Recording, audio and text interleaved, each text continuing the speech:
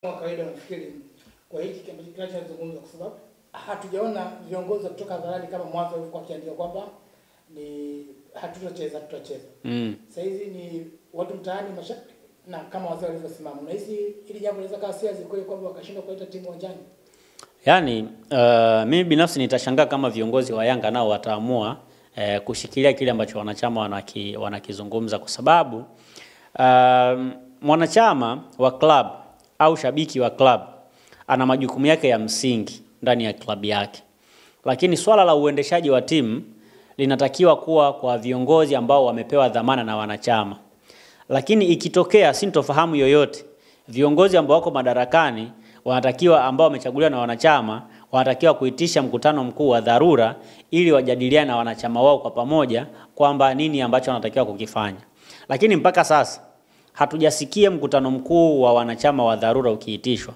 Maana yake ambacho kinafanyika ni kutengeneza mgawanyo ndani ya timu, kwamba kuna wanachama ambao pengine wana mitazamo ya tofauti, wana uwezo wa kuwashauri vizuri wazee wa viongozi wao, lakini wao hawapati platform ya kuongea na vyombo vya habari, hawapati platform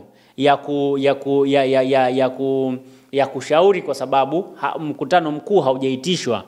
Lese kwa sasa hivi wanachama wa Yanga ambao wako Arusha, wanachama wa Yanga ambao wako Zanzibar, wanachama wa Yanga ambao wako Mbeya, ambao wako Tabora, Kigoma na mikoa mingine, wao mawazo yao ni yapi kwenye hili swala? Hatujui mawazo yao ni yapi.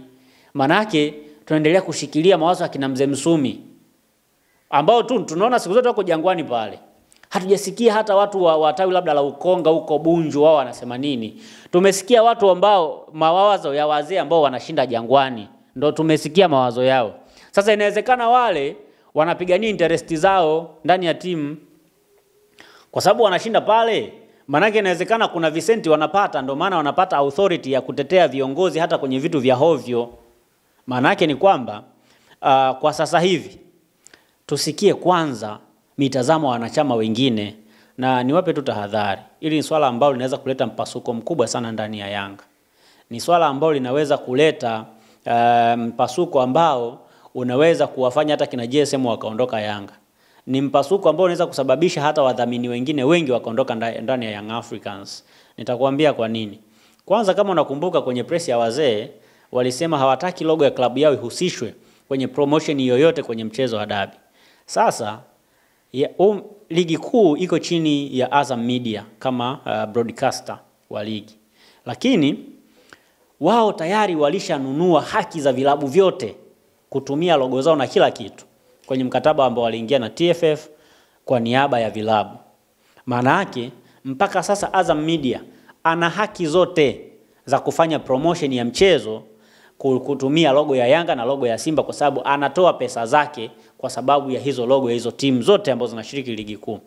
Maana yake hapo kwanza wanachama wajue logo yao itatumika kadiri inavyowezekana kufanya promotion ya mchezo bila kujali wanataka au hawataki, kwa sababu klabu yao imetumia pesa ya hao wadhamini. Na kama wametumia pesa ya hao wadhamini, lazima wadhamini watumie hizo logo tu bila shida yoyote ile, na hawezi kuwafanya kitu. Kwa hiyo hilo ni jambo la kwanza. Hiyo lazima wajue kwamba logo hiyo itatumika kama inavyotakiwa, kwa sababu tayari walishatumia pesa za makampuni, alishatoa pesa kwa ajili ya klabu ya Young Africans, nao inayo makampuni yatatumia hiyo logo ya Young Africans kwa sababu tayari wameshailipia kwenye promotion zote. Lakini pia mpaka sasa kwa namna mazingira yalivyo, uongozi wa Yanga unapaswa kutoa kauli kama uongozi kwamba kitu gani ambacho wao wamekiadhimia. Kama wataamua kuwasikiliza wanachama wanachokihitaji, basi pia nao hawastahili kuwa viongozi, kwa sababu kiongozi jukumu lako la kwanza ni kuelimisha wanachama kwamba bwana, ndio tumeonewa kama ni kuonewa, lakini unajua athari inaweza ikawa kubwa zaidi kwenye eneo hili na eneo hili na eneo hili. Kwa mfano, tuseme labda Yanga wameonewa, ni mfano natoa. Kwa mfano Yanga wameonewa kweli, lakini wasipotipeleka timu uwanjani kuna athari tatu kubwa zitatokea.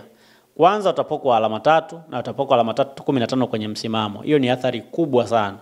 Manake hizo alama walizipambania kwa nguvu, lakini watazipoteza kwa kusikiliza mawazo finyu ya watu wachache tu ambao wanaweza kusababisha timu ikashuka chini zaidi. Kwa mfano ikitokea leo Yanga kateleza kwenye mchezo mmoja tu unaokuja, yani ukiondoa mchezo wa dabi, wakateleza kwenye mchezo mwingine mmoja tu na wakipokwa alama 15, maana yake wanashuka mpaka nafasi ya 3. Ina maana hawashiriki klabu bingwa, waenda kushiriki kwa shirikisho barani Afrika. Na Azam FC anaenda akishinda mechi zake zote zobaki, anaenda kushiriki klabu bingwa. Hiyo ni athari ya kwanza ambayo Yanga wataipata. Ingawa ikitokea wameshinda mechi zao zote mbili zilizobakia, hata kama watapokwa alama 15, bado atakuwa juu ya Azam FC kwa tofauti alama 1, hata kama Azam atashinda mechi zake zote. Maana yake bado Azam atakuwa juu, bado Yanga atakuwa juu, na maana bado atapata tiketi ya kwenda kushiriki klabu bingwa. Sasa hiyo ni athari ya kwanza, kwamba watapokwa alama 3 za mchezo, utaenda Simba alama na 15 zitatolewa kwenye msimamo. Athari ya pili, Simba atakuwa bingwa. Simba akishinda mechi zake zote, akishinda mechi dhidi ya Keni, akashinda mechi dhidi ya Kagera Sugar, akapata alama 3 za mchezo wa dabi, maana yake atakuwa juu ya Yanga kwa tofauti alama 1. Ina maana Simba atakuwa bingwa na Yanga atapoteza ubingwa kwa sababu ya uzembe wa watu wachache ambao wanashinikiza bodi ya ligi kuna watu wajiuzulu wakati hawajafanya makosa. Umenielewa vizuri? Na athari nyingine ni kwamba watapigwa faini ya shilingi milioni 5. Hiyo ni athari nyingine. Milioni 5 inawezekana isiwe changamoto kubwa sana kwao kwa sababu ni pesa ndogo tu. Kama waliweza kumchangia, mashabiki waliweza kumchangia Alikamu milioni 5 akaenda kulipa faini kwenye kamati ya maadili kule, naamini hawatashindwa pia kuchanga milioni 5 kwa ajili ya kulipa faini ya klabu yao. Lakini pia kiongozi wao ambaye atabainika kwamba ameshawishi mchezo wa dabi usichezwe, atafungiwa kujihusisha na mpira kwa kuanzia miezi 6 mpaka mwaka mmoja. Maana yake hiyo ni athari nyingine ambayo ataenda kukutana nayo. Onichi sioni kama wanachama wanaweza kukubali kiongozi wao afungie ama hizo athari zote ambazo nimezitaja ziweze kutokea. Na hivi vitu siku hizi Yanga wameongeza kitu kingine, wanasema kwamba hawana imani na bodi ya ligi. Sasa unajiuliza, kama Yanga hawana imani na bodi ya ligi, kwa nini mechi zingine bado ambazo ziko chini ya bodi ya ligi kwa nini wanacheza? Kwa sababu tangu mchezo wa dabi uchezwe mpaka leo Yanga wamecheza mechi kadha wa kadha ambazo ziko chini ya mamlaka za soka hizi. Wamecheza mechi ya ligi dhidi ya Namungo. Ni mechi ambayo wameicheza kukiwa kuna sintofahamu kama hizi. Lakini walikubaliana na maamuzi yote ambayo wamefanyika. Maana yake bado wanaiamini bodi ya ligi. Kama huiamini bodi ya ligi, huwezi kucheza mechi ambazo ziko chini ya bodi ya ligi kwa sababu huiamini. Lakini kwa nini unacheza? Unacheza kwa sababu unaiamini. Maana yake hata sasa hivi Yanga wanaendelea kucheza hizo mechi kwa sababu wanaiamini bodi ya ligi. Na ndio maana wanacheza mechi ambazo ziko chini ya bodi ya ligi. Lakini pia sasa hivi ukitazama Yanga the way jinsi ilivyo, kuna hizo changamoto ndogo ndogo ambazo zazisema sio waamuzi sio nini. Waamuzi hawa ndio wanacheza mechi zao na bado wanakubaliana na maamuzi hayo. Sasa kama unagoma basi goma hata mechi zingine zote usicheze. Yaani tangu siku ile Yanga wanasema wanagoma, wangegomea mechi zote ningewaelewa. Kwa sababu hawana imani na mamlaka. Sasa kama huna imani na mamlaka, maana yake huna imani pia na maamuzi yao ambao wanayafanya. Kwa hiyo tizibete ukagoma kabisa ili wale watu waweze kubadilishwa ndio ucheze. Lakini unasema huna imani na mamlaka za mpira, lakini bado unacheza mechi ambazo ziko chini ya mamlaka hizo. Unasema huna imani na waamuzi, lakini waamuzi wao wanasimamia mechi zako. Halafu leo unasema huna imani nao. Sasa kwa nini ukubali wasimamie baadhi ya mechi zako na bado unakubali na maamuzi ambayo yanafanyika? Kwa hiyo ni vitu ambavyo kidogo vinatupa sisi maswali ya kujiuliza, lakini ukiwa na uelewa kwenye mpira, kuna vitu ambavyo Yanga wanavilalamikia ambavyo wewe ukivifikiria vizuri unagundua kwamba havina maana. Yaani wanatafuta tu sababu ya kutengeneza mazingira ya wao kuonekana kama wanaonewa, lakini ukweli ni kwamba hakuna mtu ambaye anawaonea Yanga, na mpaka sasa hivi wao wanatakiwa kukubaliana na kile ambacho mamlaka za soka zinahitaji. Hakuna klabu ambayo iko juu ya mamlaka za soka hata mara moja.